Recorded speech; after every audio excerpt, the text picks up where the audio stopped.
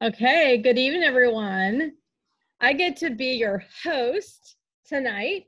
We're going to try to make this um, worth your time.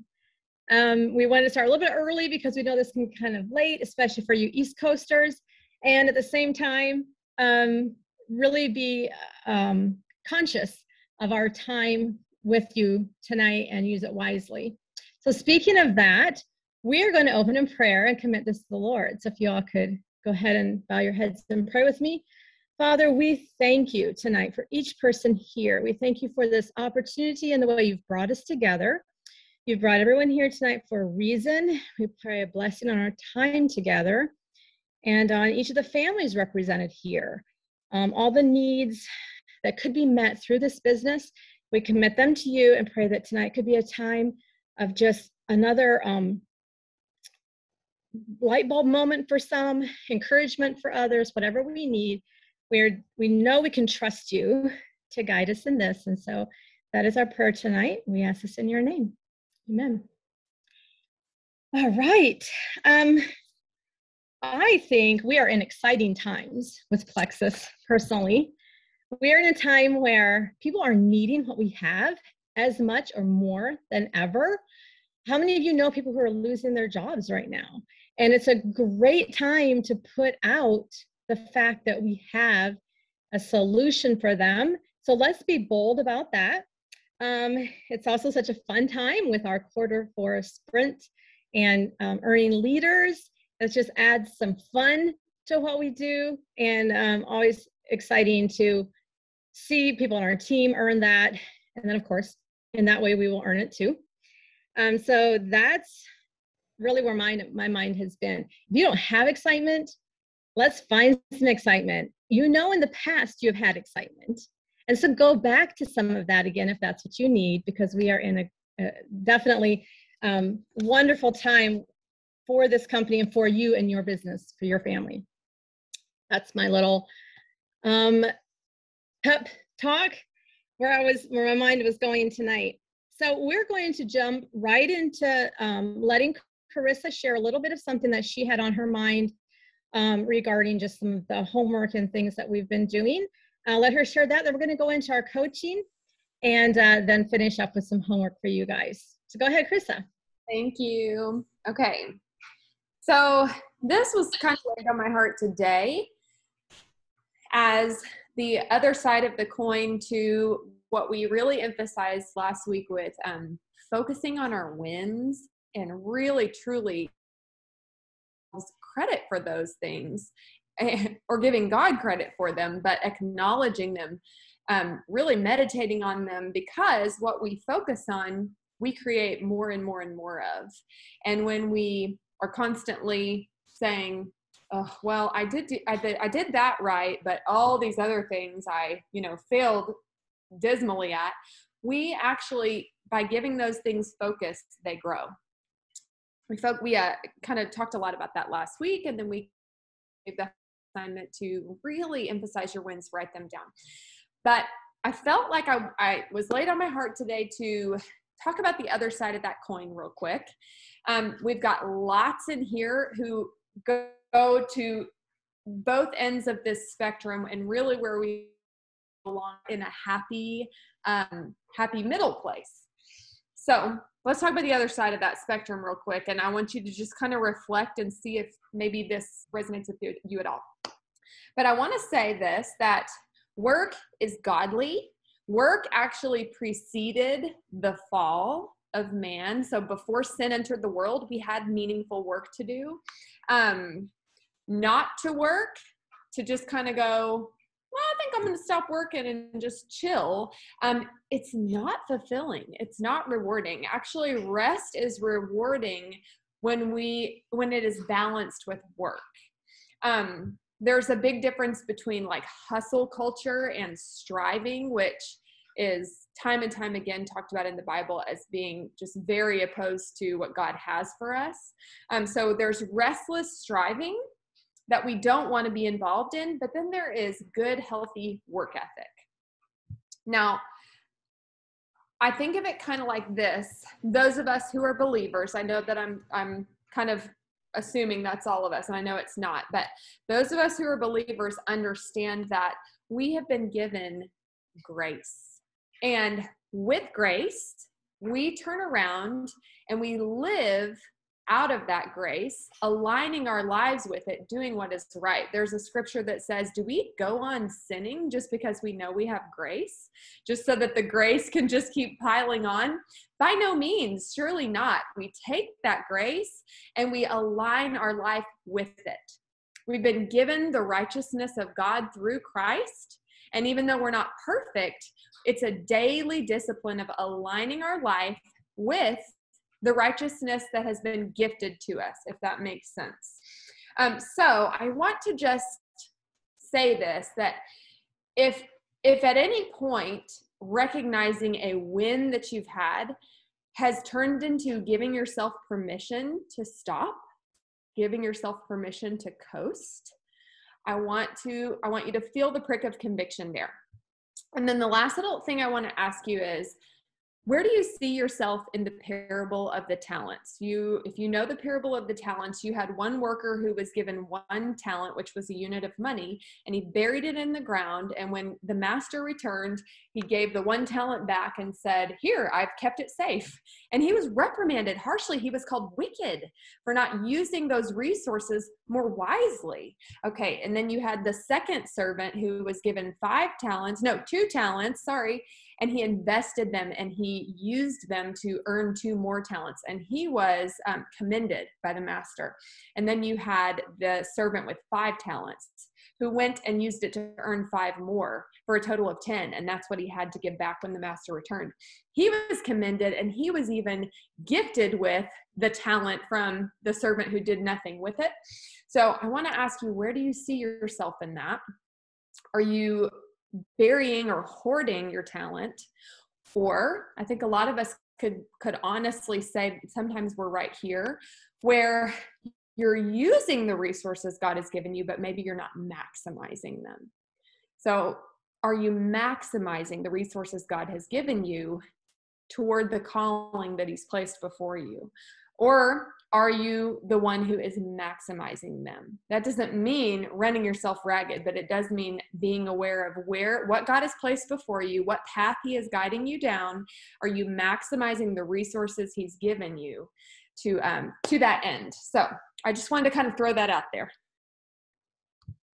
I love that so much. I mean, you said it so well. Who here doesn't feel just maybe a smidge convicted or like, you get it.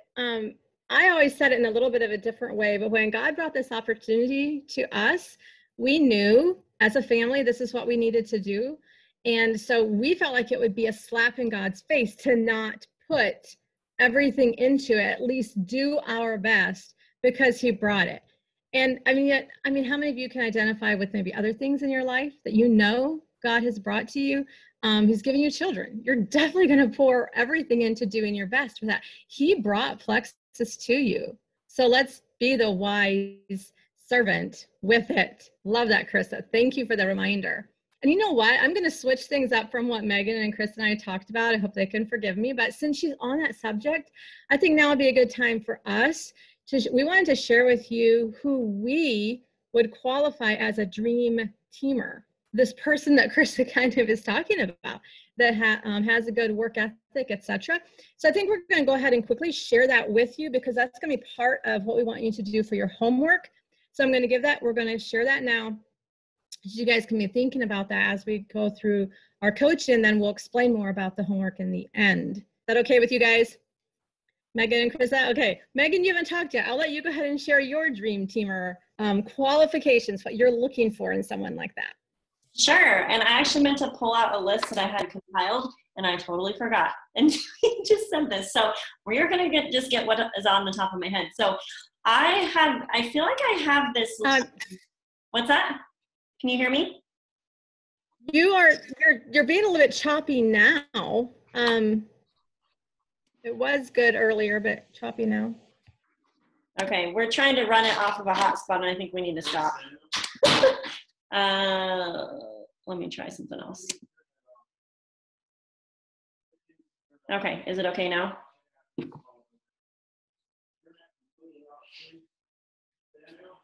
All right, is it better?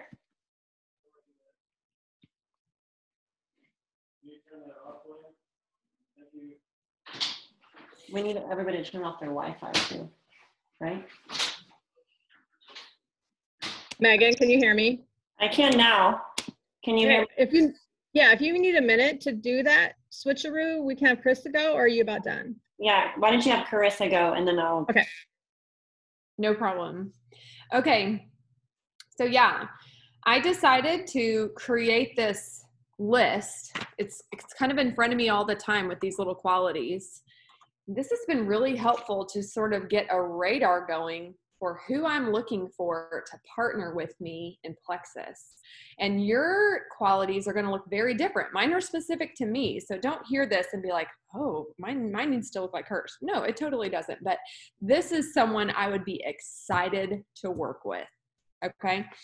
So focused, into fitness, cares about how they present themselves, curious, has awesome boundaries between rest, play, and work, connects well with others and genuinely cares about them, is organized and wise with their time, is ambitious and committed, has killer style, is grounded in biblical truth, and is politically like-minded to me, has thick skin, has a global network of relationships and friends, has a killer money mindset, is self-aware and growing healthier in multiple areas, and entertains and adds value and has a large sphere of influence.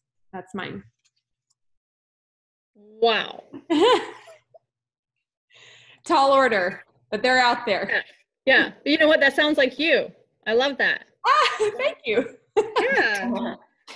Okay. Are you ready, Megan? Yeah, ready now. Okay, so I am always on the lookout. Like my radar is up. I know we had Coach Mike speak on one of our team calls, and he talks about having your, is it periscope or something, like a little telescope up. I think he called it periscope. Basically where you're always kind of like on the lookout when you meet people. And so I feel like I have a little bit of a sense of just a radar out. Not that I'm going to go try to talk to them about Plexus right away, but I do feel like I am aware of certain qualities in people when I'm talking with them, like, ooh, they would be really good. So I would say a couple of things that just come to mind off the top of my head would be high energy.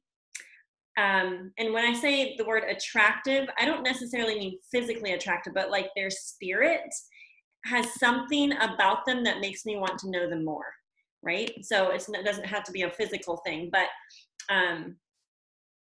attractive spirit. I would say also if they have a great social media presence, like if I am connected with them through social media, that is a high marker for me that they already have that skill set and have some level of influence on social media. I think that's huge, huge, huge. I will say that I have several leaders on my team that were not on Facebook prior to starting Plexus. And so it's definitely doable and growable. A couple other things that I wrote down really quick. A wide bandwidth, so they're not easily overwhelmed. High character, virtue, morals, high morals. Life seasons, I don't necessarily discount people because of the life season they're in. I have wonderful, wonderful people on my team that are in that age 50 plus category. And I have told people on my team before, don't discount people that are 50, 60, 70 years old, because those people often will come with influence. They come with relationships built over decades, and they have life experience. And so that can be a powerhouse of a person. And often, with influence comes, you love well, you have a big network, things like that. I think this maybe just goes without saying, but like there's things about them that I just like them. Like they're just quality people, right? You're not going to have to start at ground zero coaching someone like why they shouldn't use foul language in their social media, or that I don't know, that just So those are a couple of things. Leadership qualities. Leadership is huge for me. Emotional maturity. So they're not going to be like down in the dumps as soon as someone decides to turn off their subscription, or if someone tries the products and they don't love them. I don't want to have to scoop them off the floor. that they have a maturity about them. They're stable. A networker. And lastly, I put down a learner. I really truly believe if you're willing to learn, you can go as far as you want in this business. Babe, do you have some dream team qualities? Dream team qualities. Well, right now I'm looking for men. I'm looking for men because I think that that's a totally untapped market within Plexus. And I guess one thing is that I'm looking for men who want more out of life, and because I think Plexus gives more to life. It adds to life. And so it adds health, it adds, it can add money, it can add a lot of different things. But one of the things, I guess the biggest thing for me is time. What it's added for me has been time with my kids. And I know for me, for several years before Plexus, I was praying for an opportunity that would give me more time with my family, with my children, with my wife. And I know that there's other men out there praying the same thing. I know I'm not the only man on the planet that's, wanting more time with my family. So that would be the dream teamer would be for me. Where I am right now would be a father and a husband who wants more time with his family. Not much more than that. Because I can work with that. What I would call hungry. Yeah, he's hungry for sure. I love that. And I love, Megan, that you mentioned the life season thing, because I'm blessed with a lot of those wonderful ladies on my team. In fact, I'm seeing a lot of them on here. Bonnie is an emerald. Okay. I have another gal, my husband's aunt, who is, I don't know, you guys, how old is Danette? Someone here might know, but she's well up in that age, and she's an emerald on my team. I see Amy and Michelle, they're senior rubies. So anyway, that's, yeah, it's so true. I have a team with wonderful, wise older women. I love it.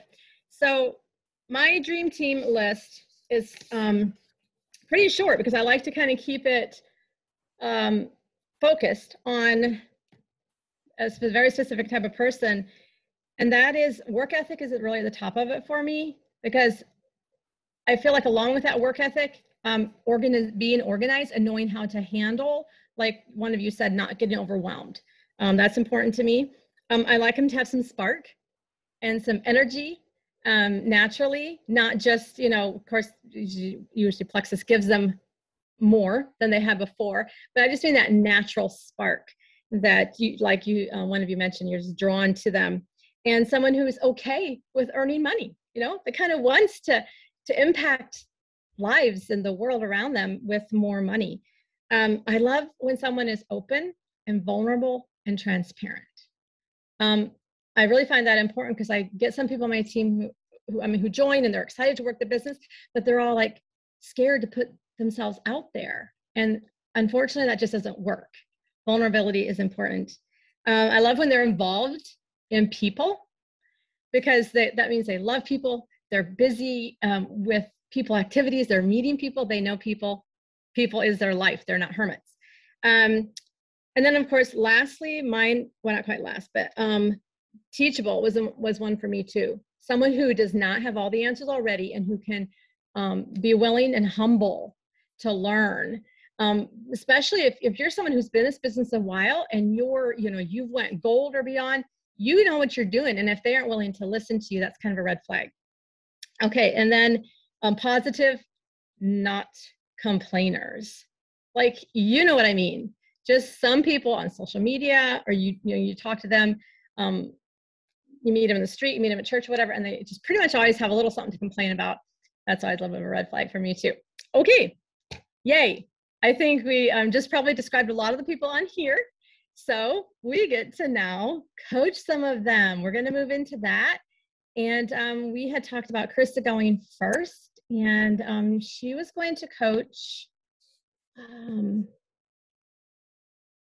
One of my people, I'd given her 2 names. Who do you see? Carissa. Sorry, I have a different photo pulled up. So Bethany or Lisa, which one do you see on here? I see Lisa. She just needs to come on with her video. Can you do that, Lisa? Lisa Foster? Yes, there, I saw her. Oh, there she is. Well, I lost her. I'm here. Go. There you are. Oh, good. All right, so let's do this. This is a shock. Oh, well, perfect. That's kind of how we like it, because I don't want you to have time to dread, resist, or avoid this. Okay. And we try not to really find out a ton about you either, because I think that just helps us drill down to what's really going on. You got your dinner. I've got my little mocktail right here. So a little bit about you, specifically you and Plexus. Give us the bio. Well, I started back 6.5 years ago when my friend Kathy Dodge talked to me. Actually, she came to our son's wedding, and I just know she and I both have 8 kids. We both had gone through a lot of health issues together. We both had dealt with some Lyme, and she was just looking a lot better. She looked terrible before, and I never told her that, but she did. And I asked her what she was doing that was different, and she told me, and I was super skeptical, because she started listing all the things that Plexus does. And so we kind of made a joke about, you could put Plexus in your car and it would make it run and all that, So yeah. Anyway, 9 months later, after I started researching what balancing blood sugars really does for your body, that's what got me in the door. I realized, oh, it really does do a lot more than I thought. And I really do have gut issues. And I didn't think I did, because we ate pretty naturally. We raised our own meats and all that kind of stuff. So we live in the boondocks, and I just thought, well, I'll give it a go and see what happens. And I just really didn't step in for the business, but I did want to get my products covered. And that was my goal. So we also have a son with Down syndrome, and he's our youngest, and he had a lower immune system, which I wanted to boost as well. And so over the years, we've used quite a few products, and just to say our thyroids are now normal, and his immune system, he was around all kinds of people with COVID and didn't catch anything. So even if he had it, he had no symptoms. So, well, what a yeah. And so you built a team at some point, right? Yes. I did start sharing, and I'm the type that doesn't keep something to myself if I like what I have. And so I just naturally share with everybody, and I'm a real people person. So talking to people isn't really a hard thing for me. And in fact, my husband jokes that I can make friends with a person in the checkout lane, just because that's kind of what I do. So yeah. So the business kind of, I drove hard, and then I would burn out, then I'd drive hard, then I'd burn out. So that's probably been a trend. Yeah. Mm-hmm. What did you say? What rank you are, or what? Yeah, I'm senior gold. Okay. Working to go ruby the next month or so. I wanted to go this month. So if I can get my hoping in Q4 though, sometime in Q4. Yeah. Mm-hmm. Wow, congratulations. Oh my gosh. Okay. Yes. This is exciting. I'm cracking up. Your story sounded like me talking. I mean, 6.5 years ago, like everything you said. So wow, I feel like I can really relate with you. What's going well right now in your business? What are you excited about? I'm excited because I was praying for somebody who was a business builder, and I've been praying for a long time for somebody that would have the interest that I have, where if they saw the potential, they would just take off and not need to be hit over the back with a stick all the time. I feel like I had people that showed interest, but they wouldn't really do anything. And so pretty much up to this point, it seemed like it was me just working my tail off, just going like that. And this year, God brought along Sherry Sackett, who came to convention. Brenda met her, and she's a little fireball. Yeah. But she's somebody that I did not expect, because she's like 75. And I wouldn't have pictured a business builder to come in at 75.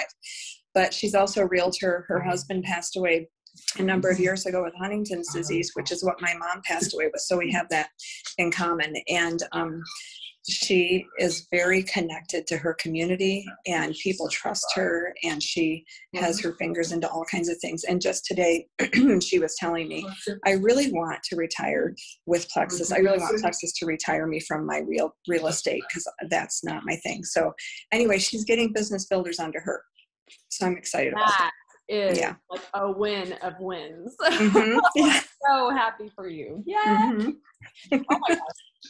Okay, so what would you say is hard or stressful or anxiety provoking about your business? Yeah, I would say the hardest would be time blocking. My weakest area all of my life has been time blocking. We homeschooled all of our children all the way through, and Jack is the last one. And time blocking, getting a schedule, and hitting, just even fitting it into an hour here, something like that. But knowing that I can spend time with my family, be with Jack, getting through his school, time block into the little spaces that I need. And, I know it's going to take a lot of accountability, and I really want to go there because I don't like it, the way it's been. And so I've been working this direction with Michelle Snyder, and I have really linked arms and hold each other accountable to things and do a lot together now. That's amazing. So up to this point, you said the trend has been like all in Plexus and all in somewhere else, and Plexus gets no attention kind of thing, like a stop or not a stop start. I would say I sprinkle it, but not enough, and I always feel guilty, guilty. And then I push hard again. But my problem is when I have pushed hard in the past, it's so hard that I would tend to burn out, like really hard. The first year I did Leaders Retreat, I got it like a couple days before the cutoff, and I had pushed so hard that I was just exhausted for the next number of months. And I couldn't bring myself back.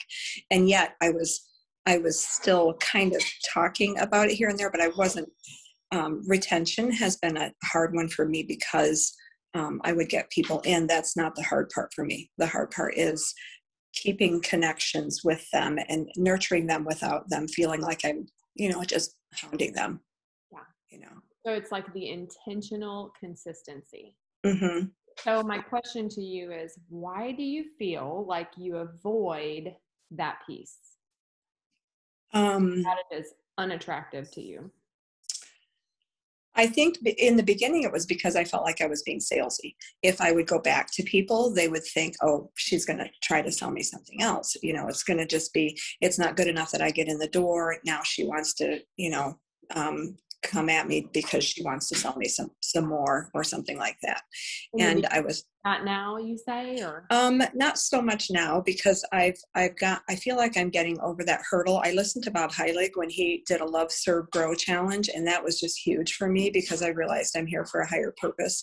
And it's not the numbers for me. I'm not the type of person, the numbers are fine, but I'm more of a yellow when it comes to, I just want to help people. I want to serve them. I want to love them. And that takes the pressure off for me. Then tell the team peace and purpose without pressure. And we can be that 5 talent man without the pressure. But specifically, why do you think you avoid time blocking?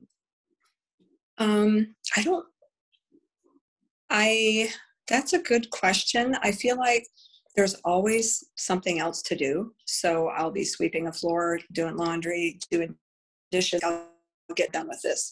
And then this just leads to one more thing and one more thing. And it's been that way, even with school, with all of the things I do. And I'm finding, I'm not sure who said it recently, that when you procrastinate, it's because you're afraid you're not going to do it perfectly.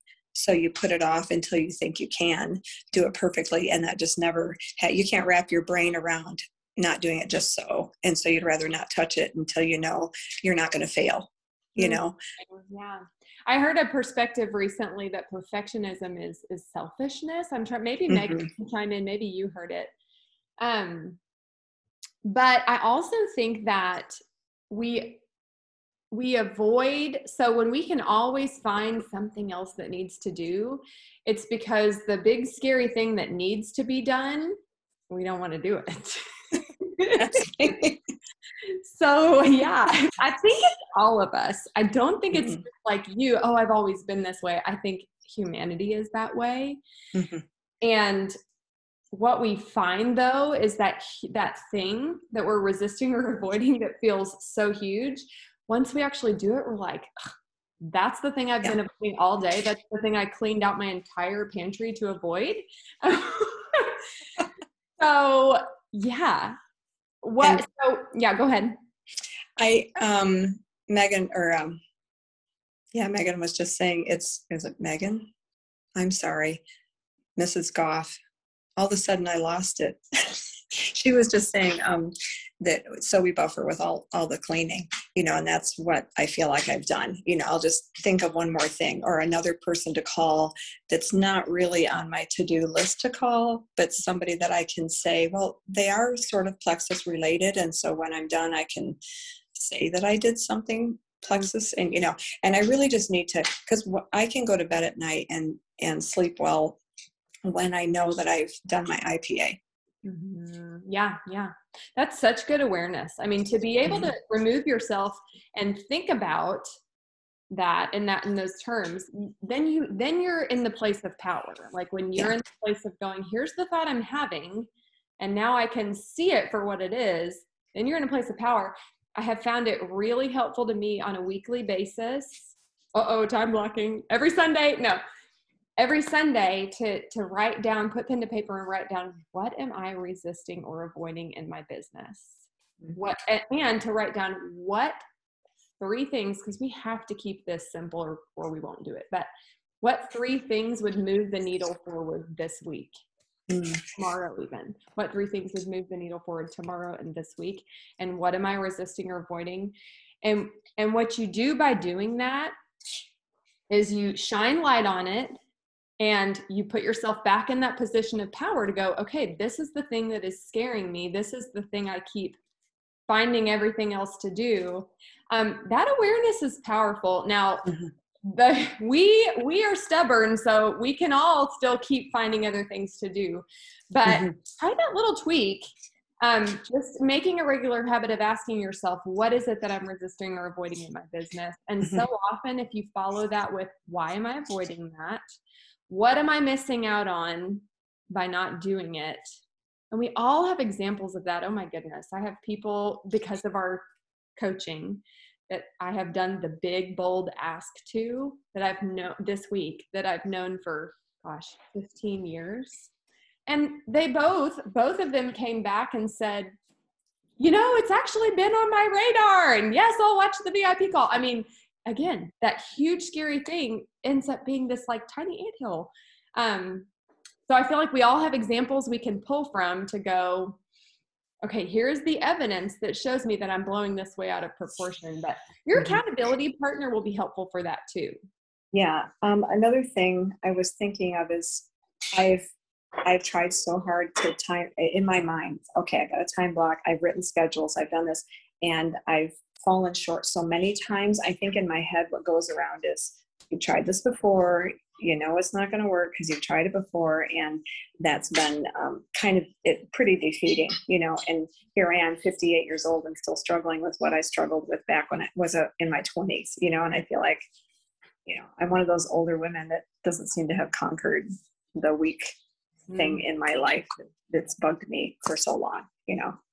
Well, so here's a compassionate perspective on that. Most of the time, the little defense mechanisms that we come up with, they're protecting really tender parts of us.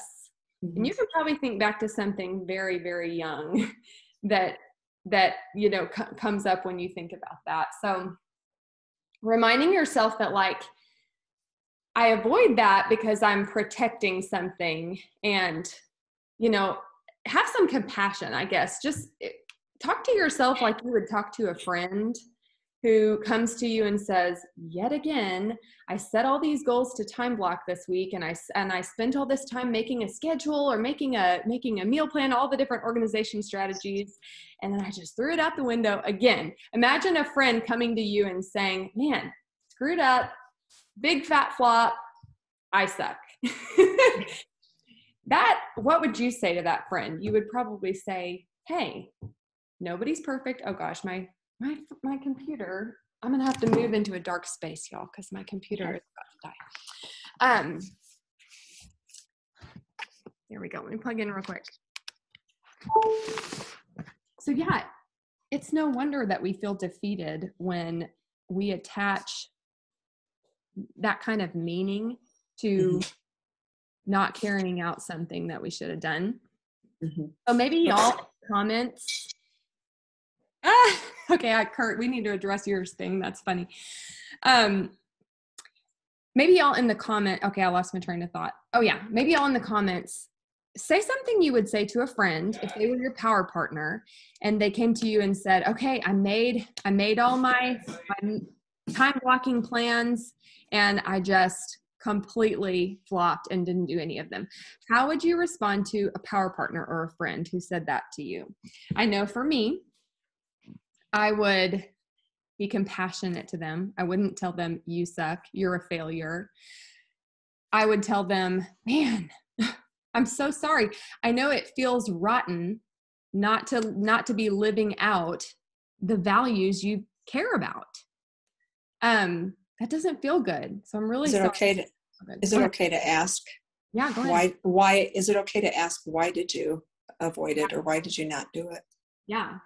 Asking yourself, asking your friend or asking yourself, yeah, why do you think you avoided that? Why do you think you set that goal and just wanted to run in the opposite direction? And sometimes when I journal, I ask that and I write down the answer that comes to mind. And then I ask a follow-up question and I journal that answer. I think that's really good.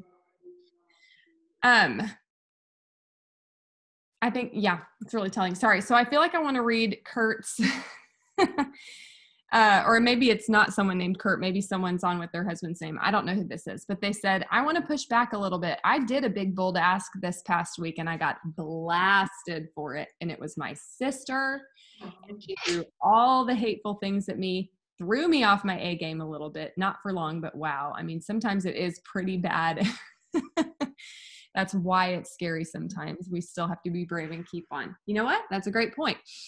So let's talk about that too. Sometimes we have blown this thing up into a huge mountain and it's really a molehill. Sometimes we're expecting it to be a molehill and it becomes this mountain. So another curious question I would ask is, what am I deciding that means about me? Because we all rest in the truth that, hey, I mean, this brought me back from Lyme. This brought my friend back from Lyme. This is a blessing. I'm excited to share it. I'm excited about the people that my lady that I'm helping retire, like all of this list of things that make this so amazing. And so then someone blasts you and says all these hateful things and says, you know, everything in the book. And that, yeah, I mean, it shakes you. But the good question to ask herself is, okay, well, what am I deciding that means about me? Anyway, that was a kind of a response to Kurt, but. Can I just say that was me? Yeah, please. Kurt's my husband. Okay. So I did kind of think that when she really let me have it, she was basically like, will you just stop? Will you please stop asking me about this? Because I've let a couple years go by before I asked her again. But I was like, she's one of my besties.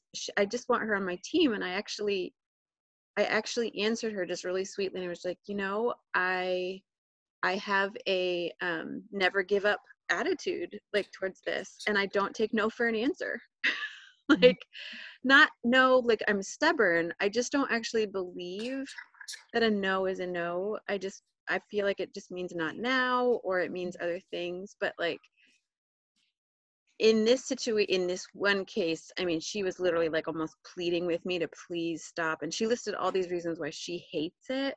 And she doesn't hate the product. She takes them sometimes, but she just hates the business. And she gave it all these labels that hurt my feelings a lot, because it was like, she was really trying to throw me under the bus, like for how much I love it. And I was just like, you know what? I mean, it made me really stop and ponder and like, no, none of those things are true. I can still move forward with like complete confidence that this is something that God gave me. And even though my own sister doesn't believe it or understand it, it's okay. I can still move forward. Yeah. Ooh. But it is very hard to shake all the words that were said. Yeah, they absolutely sting. And we all feel that way. Let me go back and, oh my goodness. Can you please, how do we get the screen back to Lisa? Lisa, can you I'm say? here. Okay, Yeah, I'm here. Okay, so Lisa, my parting question for you is, since you said time blocking is your kind of biggest struggle right now, what do you think you're missing out on by not doing that? Oh, probably lots of things. But you mean by not time blocking? Well, you said it was the number one problem you face in your Yeah. What am I missing out by not time blocking? I would say I am missing out on some quality time with family, because when I spend with family now, and because I haven't been good at time blocking, it's hit and miss, and then I'll pour into it too much and miss out on family time. Or when I'm with them and I haven't been spending the time I should, it's not quality time because my mind is racing about what I really should be doing to boost my business or talk to people or something like that. And I can't, it's like my mind doesn't shut down, just doesn't rest. Even at nighttime, it's just going all the time. And that's another thing I kind of struggle with is I can tend to be a workaholic. So I have to pull myself back and tell myself, so it's one of these, I don't jump into it, but then when I do, I can go. You know what I mean? And, it's kind of fun to work in sprints sometimes, but like you said, that has a dark side. Mm-hmm. And then I remember you saying that the guilt creeps in. Mm-hmm. Not doing enough for my business, or I'm over here not truly engaged with my family. Mm-hmm. So maybe another one of your Sunday reflections can be, what does it look like for me to operate guilt-free this week? For me to live in alignment with the goals I have for my business and the goals I have for my family. And here's the thing to everybody, we cannot live life with that many priorities. The original word priority literally meant just one. Like you can only have one. So when we say, okay, Plexus is important to me, my family's important to me, I would say honestly that there's basically room for maybe one more thing. Like in my life, that's a workout every day. But so understanding that if you're trying to contribute in multiple directions, you're going to get about an inch in 100 directions. And if you're trying to contribute with your maximum, most effective contribution, then you need to pick a direction, and that's the thing that you're going to give your highest contribution to. But yeah, I feel like on your weekly, starting your new week, that question of what does it look like for me to operate this week guilt-free? Because God has that for you. Scripture says, come to me and I will give you rest. I will teach you how to live freely and lightly. Mm-hmm. And remember what I said at the beginning, that's including work. That doesn't mean work goes out the window. Work is part of that. But I would love when you share with the group, next week or something, just about what you're kind of taking away from coaching. I would love to hear maybe some feedback on that. Like, okay. That question. Okay. Yeah. Right. Well, thank you so much for opening. Thank you. The group. You're so welcome. Yeah, I appreciate it. Yeah. Great job. I could see so many heads nodding in agreement, eyes full of understanding and compassion. So we're all in this together, and a lot of great input and things to think about. And Lisa, knowing you're going to figure it out. You have your heart in the right place, and you are teachable. So thank you for being on. You know what? I'll just let Megan go next. I'm just enjoying listening, so I'll procrastinate my turn. And we'll have Megan do your person next. I'm not sure, remember who that was. Okay. Remind me who I have. Who are we coaching? You look really fast.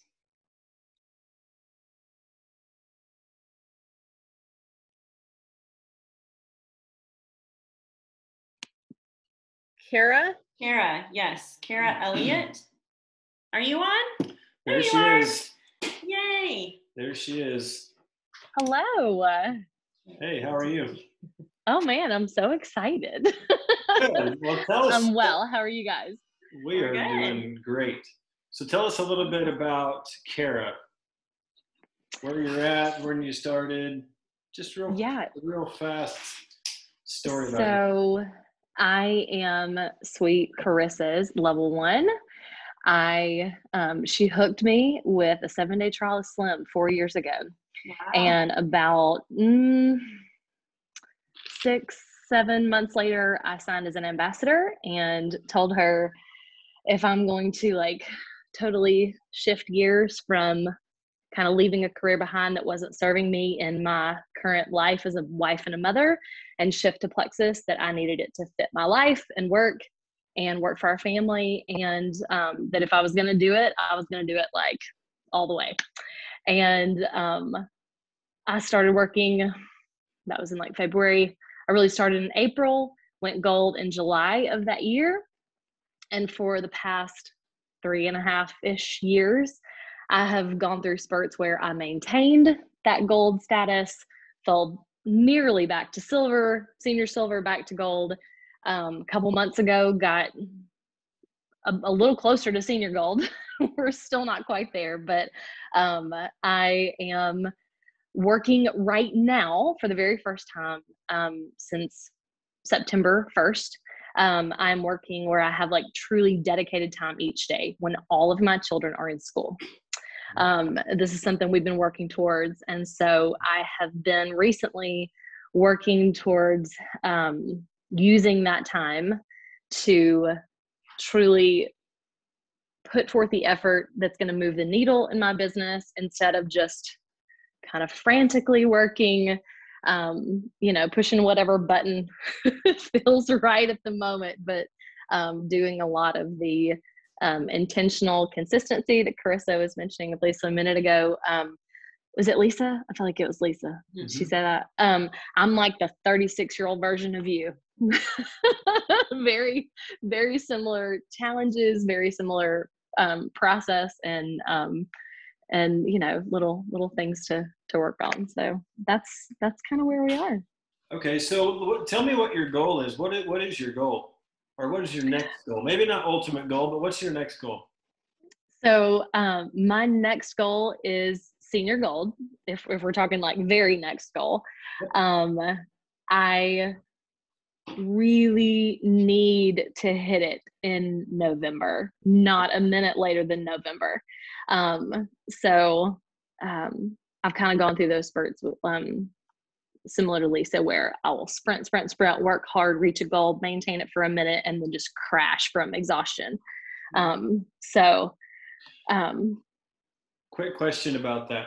See, so right now you have more of a consistent work space and a work time to where you're working consistently. When you had the crashes where you get burned out and you have to take time off, were you working your business consistently, or was it more of like a frantic race and then you just crash exhausted and then take time off and then frantic race again? The latter. There you go. So for sure. And I think that we've talked about this before, is that if we're consistent with our work, consistent people don't burn out.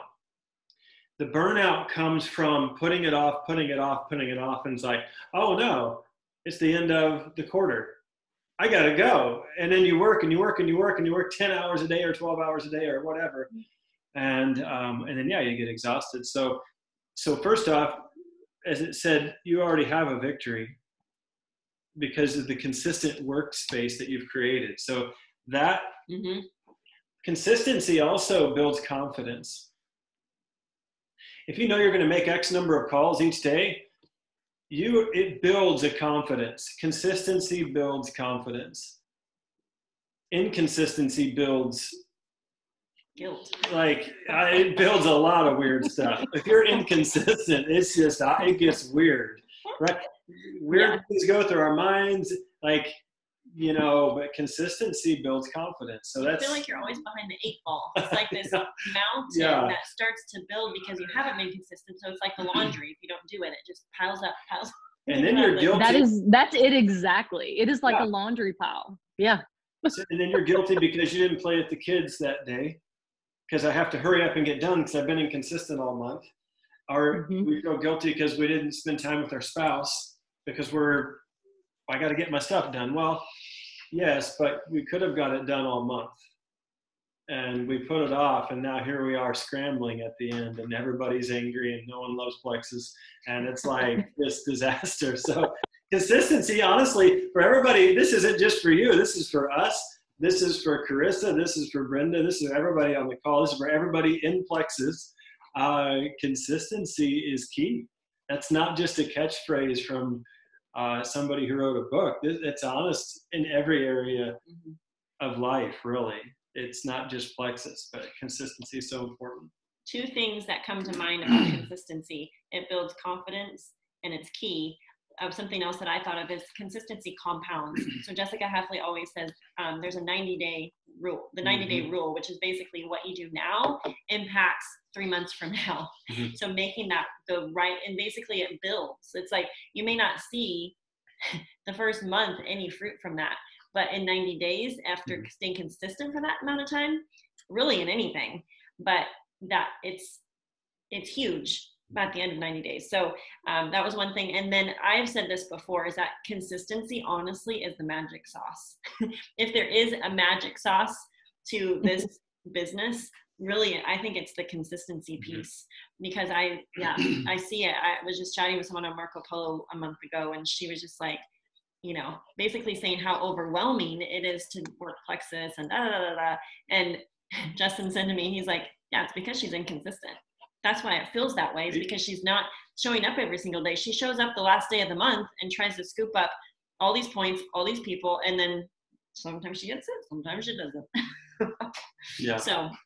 Yeah, I've lived that out time and time again.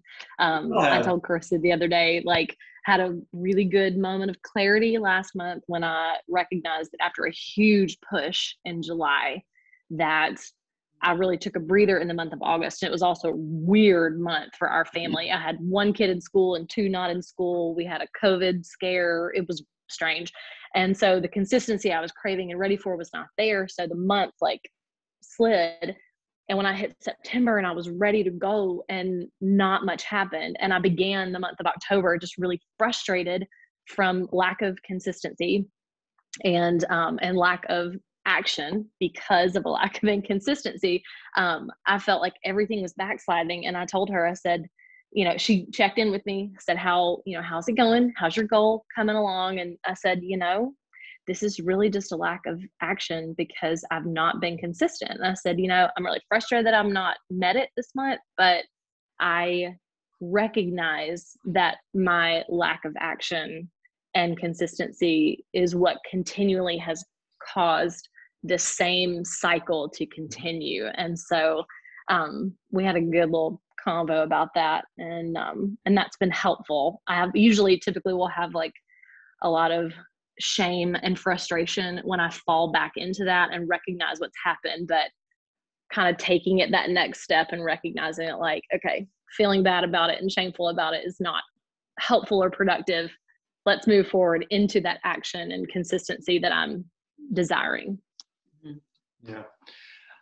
So real quick, so your goal is set senior goal by November, no later than November. That was the quote.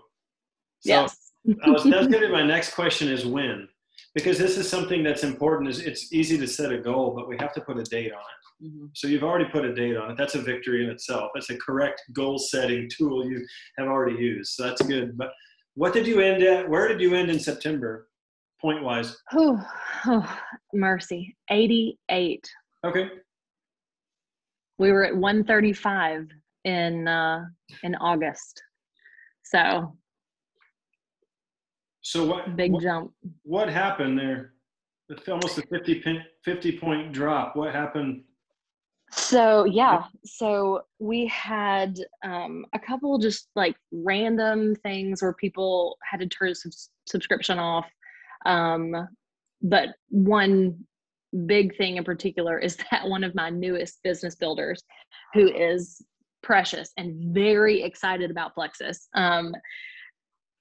I did not recognize when she was bringing people in, she was kind of giving them offering them every opportunity to get started, giving them a lot of easy things to kind of hook them in, but without the I can't think of the word I'm really meaning to say. She was bringing people in and dragging them basically. And so by the time it was time for their subscription to roll around, like they all felt like, well, it's no big deal if I turn it off because, this girl told me that I can kind of make it my own and use it when I need it. All of her people, like 6 of them ish,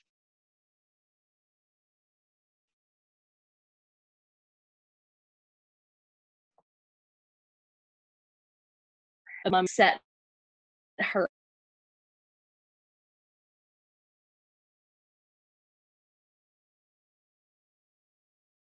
up for and it was just, I don't know, kind of an uncomfortable, just an odd situation. It just all happened at once from the growth that we experienced in June and July. Can you hear us okay? It was really cutting out. Okay, yeah, okay. Perfect. Yeah, I can. Okay, so one thing I want to just ask real quick, because I like numbers. I love calculators and numbers and points and stuff like that. So there's a gap between where you ended September at 88 and 250, where you're going to go by the end of November. So that's a 162 point gap. So with what you're doing right now, with the consistent work ethic you have going on day in and day out, which is awesome. With what you're doing right now, will that fill that gap?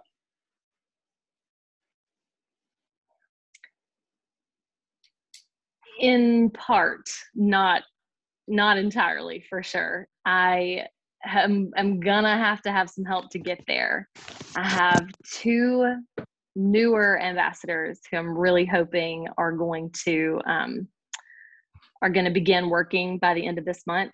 They've got some goals themselves, and we're working towards getting them to silver. Okay, 1 second. We're having someone's not muted. Hey, Rhonda, can you mute? So, okay, so that's one thing I wanted to see right there. So and have you identified all the people that have goals on your team and where they're wanting to go and when they're wanting to get there by? Yeah. Okay. Yeah, definitely 2 for sure who we need to get to silver by the end of this month so they can kind of begin building on that. Gotten them pretty excited about the potential leaders retreat, especially, and all that kind of stuff. So definitely need to focus on duplication there. And when you hear the number 162 point gap, does that click with you, like how many orders that is, or what does that make you think of when you hear that number? When I hear that number, my first feeling is like, because it does feel like that mountain of laundry, like, right. Oh, and then, just the natural process of, knowing you're going to lose a couple each month and all that. So, I mean, like, it does give me a panic feeling at first, but I have spent some time in August mapping out what it would take for me to reach, simply from the gold standpoint, being right at 100 to getting to that 250 mark for senior gold. And I don't have the paper in front of me right now, of course, but after having a couple people go silver, getting a couple like kind of latent ambassadors who've got 1 or 2 potentially to go silver. But sometimes it is still a little abstract to think about, like, okay, how is it going to add up? Mm-hmm. because I definitely don't want to shoot for it and then come in at like 150 and be doing what I've done before and like scrambling and begging at, November 28th, 29th, and 30th in hopes of hitting the mark. Mm-hmm.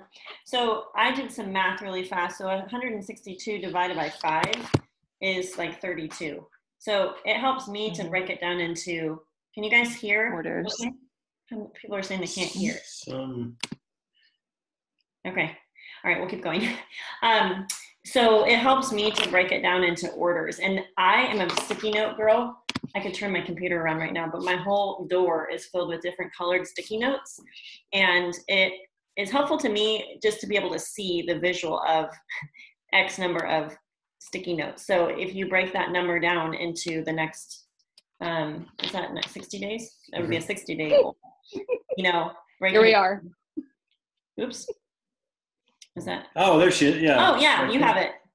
Can you get back to speaker view? There we go. Yes. Okay. Perfect. Yeah. And there's different scenarios, right? Depending on who does what. But I think that for me helps as just quantify how many people and looking at it through the eyes of faith, because that's not faith in God, but necessarily, but like faith is in we're seeing something that isn't yet to come.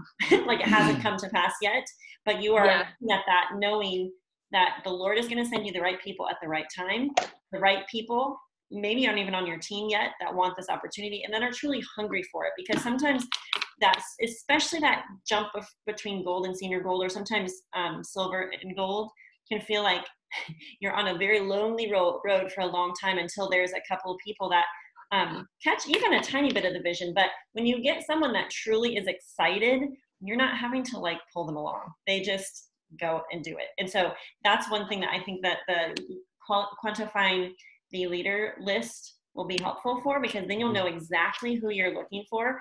And really, when you recruit leaders, they're not overwhelmed by stuff. You're not going to have to go tell them necessarily like every single thing to do, right? The hardest part of recruiting a dream teamer is probably the reach out. So you want to get some of those people on your team ASAP. And so I think a huge piece of your to-do is to look for 3 to 5 new business builders that are hungry for the opportunity. And actually, sometimes that is the best thing that you can do for your team, is bring new people in, develop them to silver or whatever. I mean, when you bring in leaders, you're not going to develop them. They're going to roll with it. But you know what I mean? Like new silvers, new senior silvers, new golds. Do you share the business with people? I do. Good. I do. That's something that I'm working on, like to put more focus on. Truly, like, I loved the products in the beginning, but I started doing this because I saw the potential for the business. So, I mean, really, it's been a part of what I wanted to share for a long time. I had a lot of like mental roadblocks about it for a while because, I mean, bless the sweet lady who spoke about her sister, like, ripped my heart out. I've had, I've not had that moment, but I've had some moments where people were, anyway, let other people's opinions creep in, but we're kind of past that now, and working towards actually trying to get a real specific like pillar of my content and posting more about that. And can I ask a question? Because you kind of sparked something for me a second ago, talking about adding, 3 to 5 new business builders or whatever. I have one right now who kind of lost, several of those people because she was kind of reaching out in the correct way when getting them signed up. She is absolutely, completely 100% not afraid to reach out. She will send the messages. She posts every day. She's putting stuff in her stories. I mean, unafraid, and sees the true vision and potential in the business and wants it, but is seeing very little fruit. And I think I'm kind of struggling with like how to encourage her, and also maybe how to have like maybe a tough love conversation about, how to kind of shift gears with how she's sharing and what she's sharing. Her tone, maybe, I don't know. Any pointers there?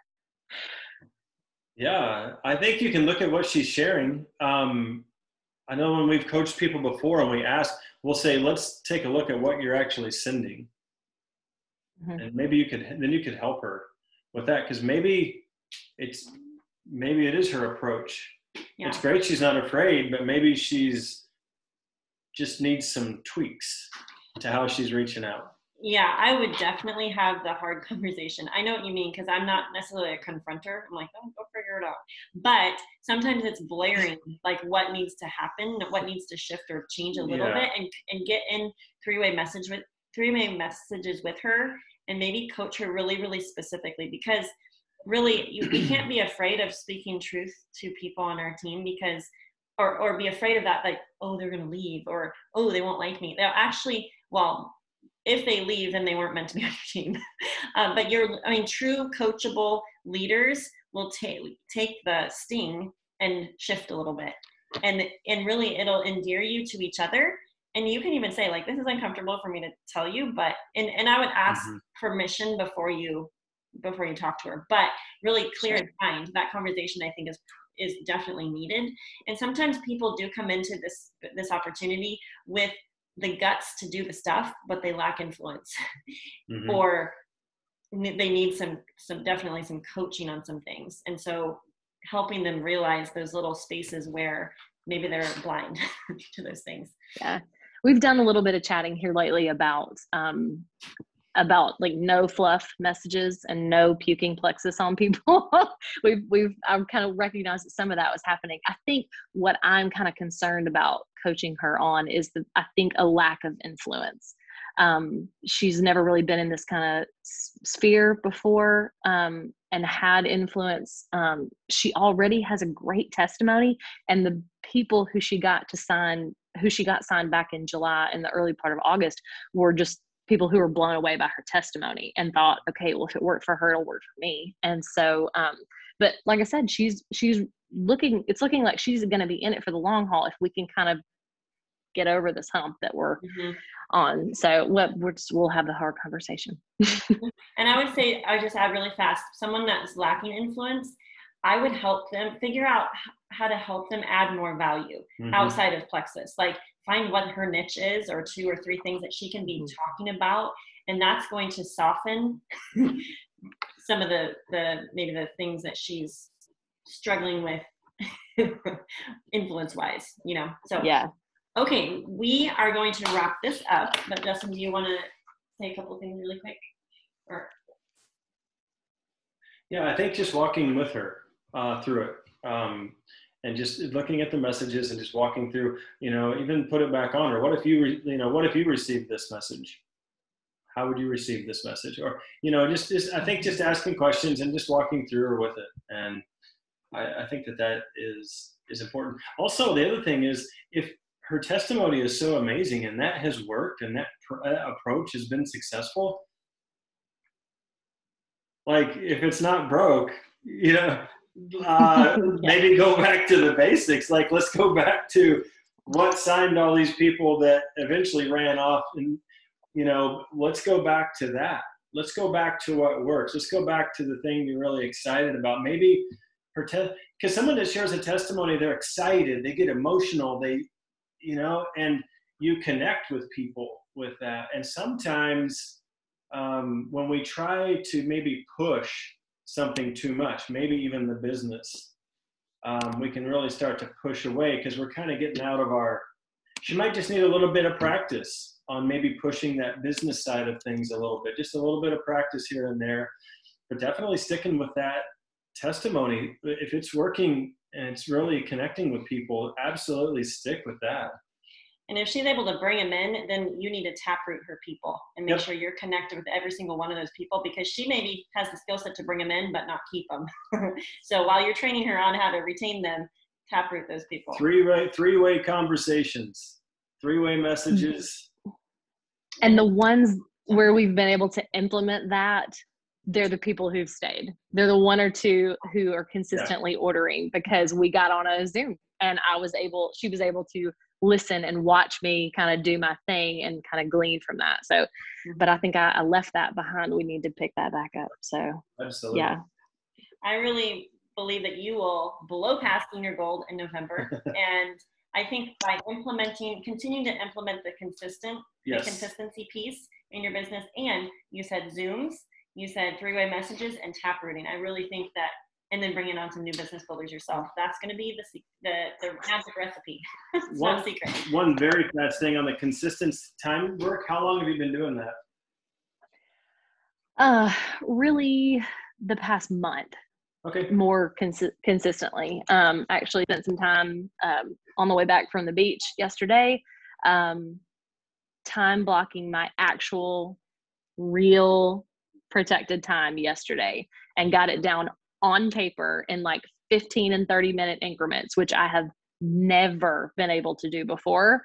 I just made myself, and then trying to work on a posting schedule right now, or just a posting guideline to just create more consistency. Mm-hmm. I guess what to take away, regardless of any of the other stuff, the other stuff was good, but out of anything else, if you stick with that consistent work plan for the next 60 days on top of the 30 that you've already done, and you have a 90-day piece of time where you've been absolutely consistent, it'll be amazing to see where you're at the end of that 90 days, because like those 90-day chunks are All right. I'll keep you posted. Yes, definitely do. Thanks for being on with us, Kara. Thank you guys so much. All right, that was great. Yes, we're gonna head to Hannah. Is Hannah still on? There you are. I see you. Hi, I'm still here. Yeah. All right, I loved hearing all the golf wisdom. I think we all gleaned from that. Now we get to move to Hannah.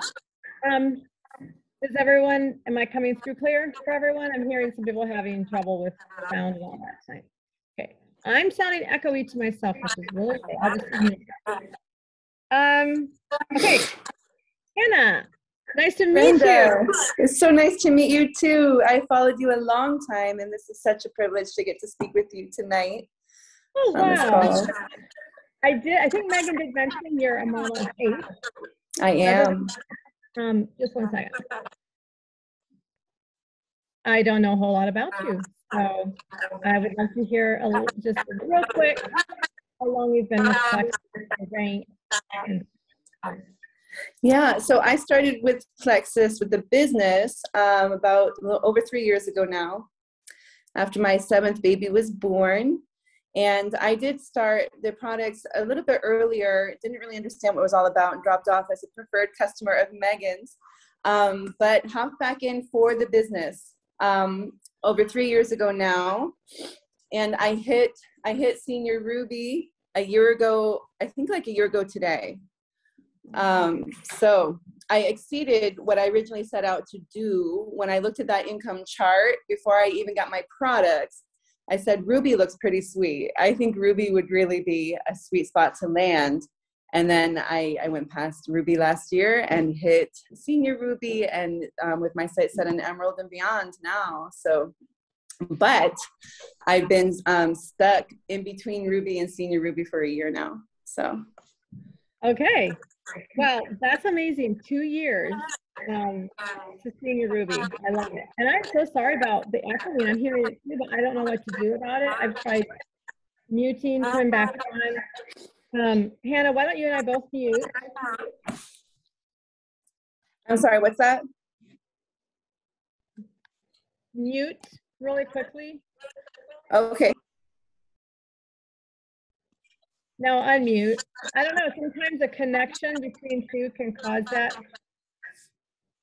Why am I? Could be my connection. I'm also in the sticks, so I don't know. It could be. Can you hear me okay? I can hear you. Someone just said in the comments they can't hear me well. Can you mute when each other talks and see if that helps? Okay. We will try that. It's weird. Like I'm not echoing now. Isn't that odd? Okay. Well, we will figure this out. So my first question for you is, what are you most excited about in your business right now? I am most excited about all that Plexus Corporate has been rolling out to help us. I am most excited about wrapping my mind around all of it and getting my team wrapped around all of it. The potential it's really mind-blowing potential. Super excited about where corporate is headed and where the one team culture is headed. It is, like you said at the beginning of the call, it is the need of the hour in every place, in every home. So excited about the potential. I love that. Okay, so then in your own personal goals, you mentioned kind of what you're excited about team-wide, but what about in your own personal business, your goals for you, your own, what you're working towards? What are you most excited about with that? Well, I would be most excited about re-ranking Senior Ruby. That has been my goal every single month for a year. Well, for I think about 9 months now. And what that would mean for the family in terms of the next step being Emerald. That's what I'm most excited about, is the potential there to blow past, to lift my leadership lid and to reach Emerald. And yeah. So Senior Ruby re-rank would be what I'm most excited about. Okay, I love it. And you mentioned Emerald. So my question is, what would that mean for you? Reaching Emerald, or what does it look like to get there? Reaching Emerald? Yes, what would that feel like? What would that mean to you?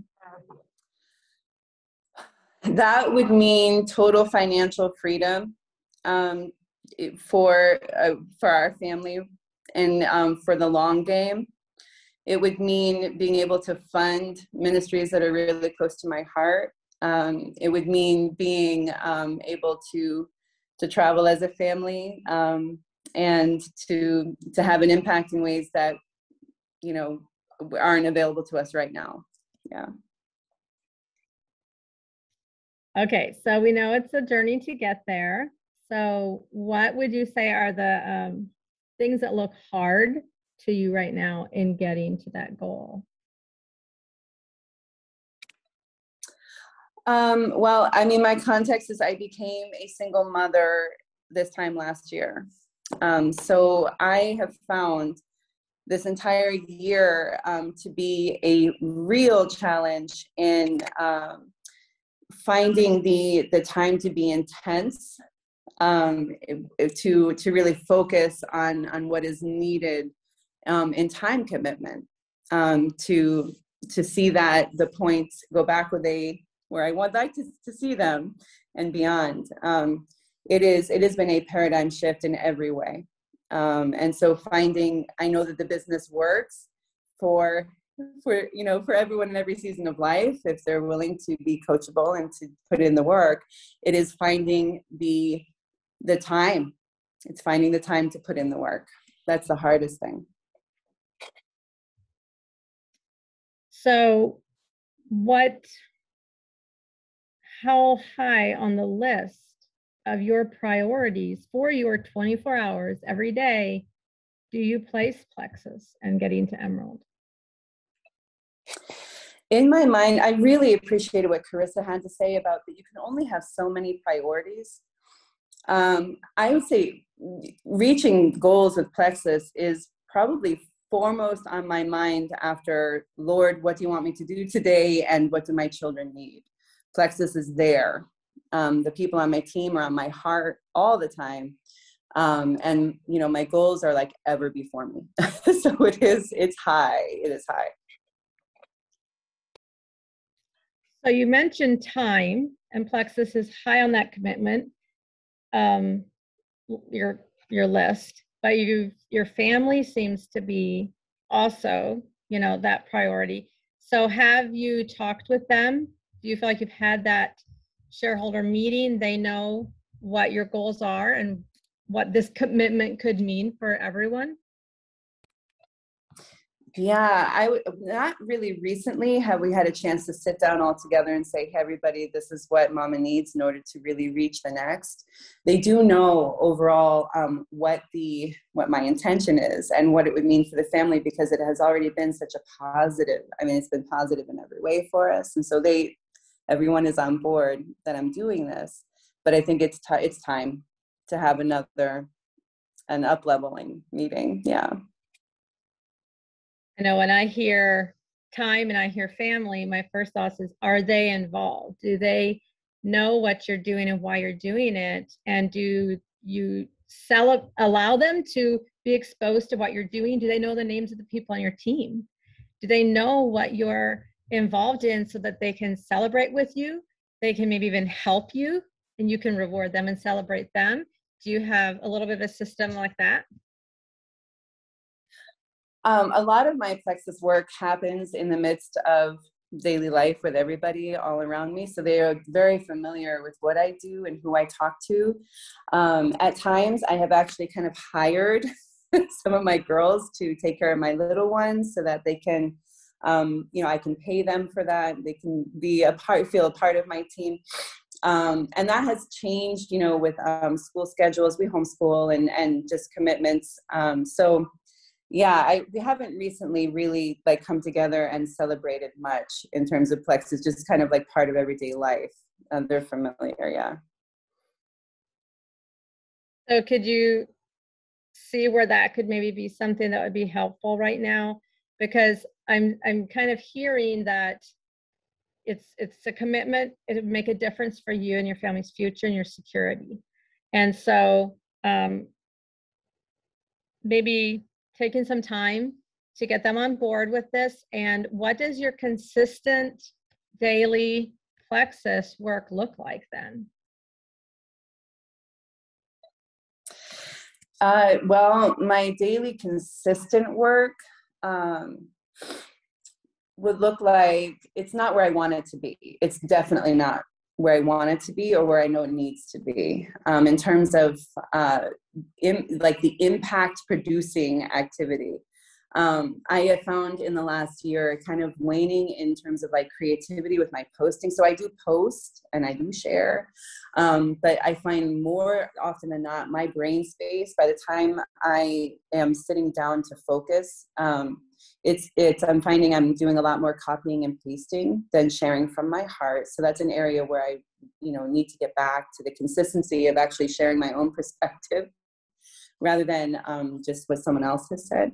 In terms of new reach outs, what I am having a hard time with right now is being consistent and following up with tap rooting. I have people coming into my team, and I've had a hard time with this shift in the back office, honestly. And so when I sit down, the way I used to kind of organize my thoughts, okay, I'm gonna reach out to this person, this level. With the way the back office has changed, it's been hard for me to kind of figure that out in the time frame that I have. And so I've kind of backed off from my usual kind of more team building activities with the 3-way calls and finding people who newly joined and that kind of thing. So yeah, that's what I need to focus on in getting more consistent with, for sure. Yes, I hear you. So I'm thinking you're dealing with becoming a single mom. That's a mental, overwhelm in a way, or a lot to deal with mentally. You're dealing with the back office changes, another mental thing. So my mind just keeps going to delegation, maybe to your family. I mean, you've mentioned you do that with your kids. I would just encourage you maybe to do more of that, and also even delegating to some of your team. Who are some of your team that have strengths in areas of posting and graphics and things that maybe you feel like you're kind of needing that inspiration or creativity in, that you could ask them to kind of help collaborate, put together a collection of, or would they be willing to do graphics for you? Are you good at delegating? Is that something you have? I am not good at delegating. No. I am the type of micromanager in my home out of necessity at sometimes. And so I think in my personality, it's always been kind of I don't really want to ask for help. Yeah, that's been kind of a reoccurring theme for me, is I'll just do it. I'll just do it. And that's not working too well. So yeah, this is a big one. Delegation is big. So how does that make you feel when you think about handing things over to someone else? It makes me feel a little bit afraid. It makes me feel afraid, first of all, that I'll be perceived as not such a great leader, right? If I'm like, can you do this for me? Can you do that for me? Can you do that for me? Yeah, that it'll kind of compromise, it'll look like a compromising of my leadership for my team if I'm asking. And also that it'll probably take more time. And this, I think, has come up in parenting as well, which I'm like working on. But it'll take more time to teach it to be done right than just doing it myself, right? So, ouch. Yeah. Okay, you kind of answered my next question. Part of delegating is empowering. And when you are able to pass something on to someone else, not only will that lighten your load, but it will make them feel like, I can do this. And this is how you naturally bring on more leaders. So I see you as someone who, I mean, a mom of 8, you've done amazing things, obviously. You probably are better organizing than you give yourself credit for. And I would just say, maybe just have that be a little bit of area of focus with delegation. Maybe reach out to some people who you know see in your life delegating well and get tips from them. And do you like that idea, that thought of empowering your team leaders or your children more, or whoever that may be? I love that idea because I know that empowering builds that team culture. I mean, in my own home, like it lifts morale, and I know that I mean, empowering is like, that's what brings a cohesive feeling of working together as a team. Yeah, I mean, that's huge for team building. I do know that. So, and delegation that's the way, right? Yeah. Awesome. And like John Maxwell always says, a good leader gets to where he is. I can't say in his words, but because he has brought others along with him. We don't get there by ourselves. You've empowered others. So I hope that is something that, Right. Yeah, it gives you something to, what I'm trying to think of, action to do to get you to your next goal. Do you have an accountability partner?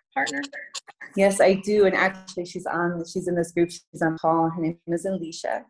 And we do, I mean, she's a mom of 8. So we do, as much as we're able, we do, hold each other accountable. And yeah, she's an awesome leader. She's really emerging. So yeah, it's there. Okay, I would love to talk more. I've thought of a couple of questions, but I feel like we kind of did hit on one thing that maybe is an area for you where you could focus on, and because I want to see you have peace in this for moving forward with your family and have joy in it. And I have just personally found, as a mom of 11, delegation is a big thing. So I hope that can really help you and empower your team. And I will celebrate Emerald with you. That would be so exciting. So thanks. Yeah, this is from the Lord, Brenda, because the word delegation has been coming up. And this is just thank you. Thank you so much, because it is a powerful word, and it's a driver to the next level for sure. Yeah. Awesome. Okay, well, we're going to be expecting to hear from you. I think. Oh, you have to go ahead and mute. I'm sorry. I'm echoing. The people who have been coached in here, we do want to hear some follow-up and feedback from all of you in the group. Some of you have done that already, and I know some others are still planning to do that. So we will look forward to that. Thanks so much, Hannah, and feel free to message me sometime for follow-up if you want to. I would love to just chat with you a little bit more. Okay, Thank so you. we were planning to have a very hard quit at 9:15, and that's where we're at now. We want to quickly give out the homework, though. We will post it later, so I'll run through it fairly quickly. Find my correct paper here. Here we go. So we have a new video for you to watch instead of the next Gold Mastermind. Brooke Hemingway just put out a great video. Maybe some of you have already watched it on the quarter 4 getting your earning leaders retreat. It's excellent. And I think you can pull so much good, applicable, practical stuff like that for you. And not only for you earning leaders, but helping people under you learn leaders. You can have that. So that's going to be the one thing. Watching the video, we'll post that for you. Then we do want you to write out your own tangible list of qualities for your dream teamer, what that looks like for you, so you can recognize them when you see them. And then to top that off, go back to your potentials list, your Facebook friends list you printed out in the beginning, whatever that may be, and you get a list of your people's names. Start your own private list of your cream of the croppers that you want to reach out to. When, if maybe not now, maybe the time doesn't feel right now, but they are on your list. So that's your third assignment, and we will be posting that. Did I miss anything, Megan or Krista? Okay, we are good. It was great. Love you all. We'll see you again next week.